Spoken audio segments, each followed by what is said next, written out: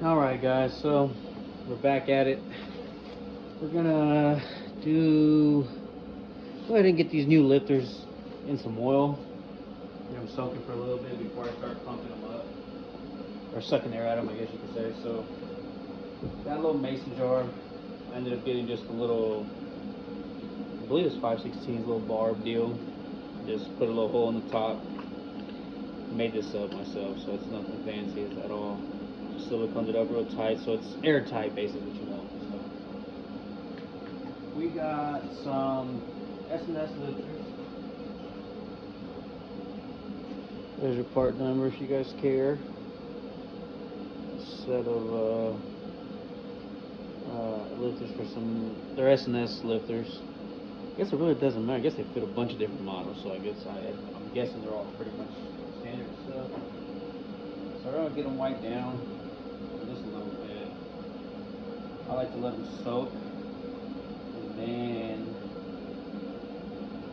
drop it in nice and easy. Wipe them down a little bit.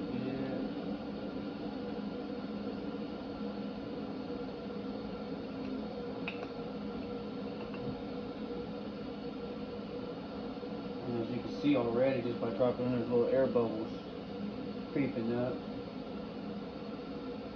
So just a little air pocket. That's the whole point of what we're doing here, is to get as much air as we can out of them. Which we're gonna go ahead and get all the air out of them and show you how I do that, or why I did this in the first place. Drop them in there. You see those little air pockets in there? You guys can see that. Little air bubbles coming up. So like I said, we'll let them soak in there while we get a couple other things going. Go ahead and close that back up, keep it clean. Seal that up.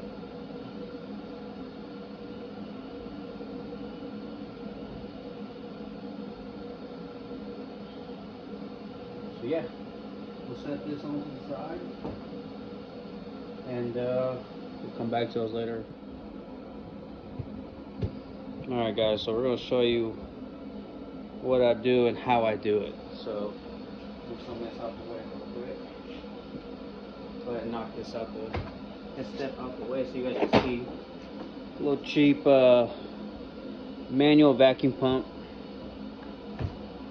Pop this open.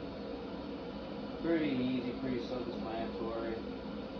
Always a little vacuum pumps up just like that. But I don't know how I did this. I don't quite remember if this fit right. I can't remember now. I'm thinking about it. Anyway,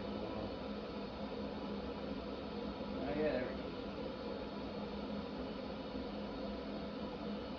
go. Alright guys, so we go ahead and do that. Let's see if the video catching that. Yep. So go ahead and do that.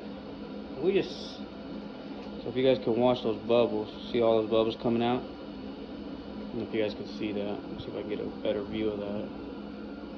A more up close view of that. So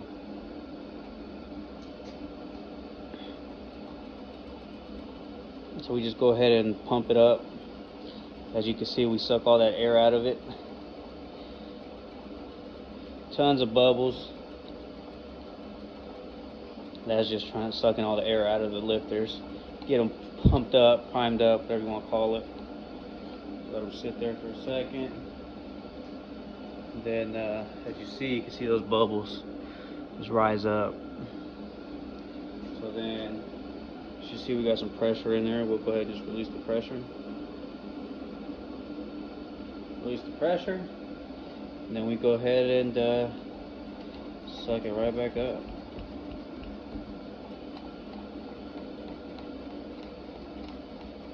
And as you can see, all those bubbles coming up out of the lifters. And that's how they've been soaking overnight. Actually, I put them in the oil yesterday. So probably about 24 hours now. And as you see, we still have a lot of air coming out of it.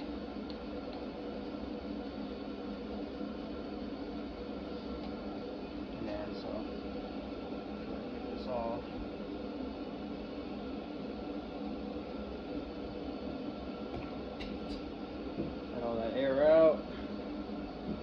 a second. Put that thing back on there. Go ahead and suck it up a little bit more.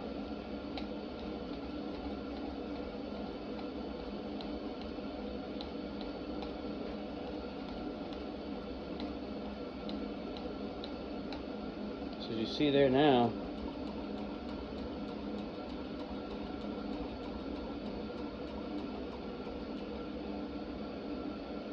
we are sitting at about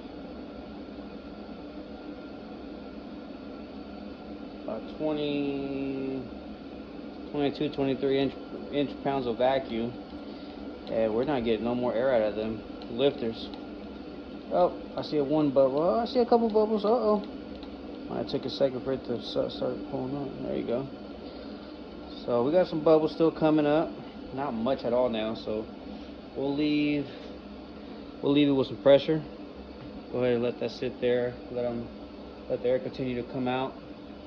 I'm gonna go ahead and get the cam chain on, or get the sprockets off, get the chain back on it, lined up. Then we'll get back to the whole torquing the cam bolt and crank bolt. So be right back with you guys.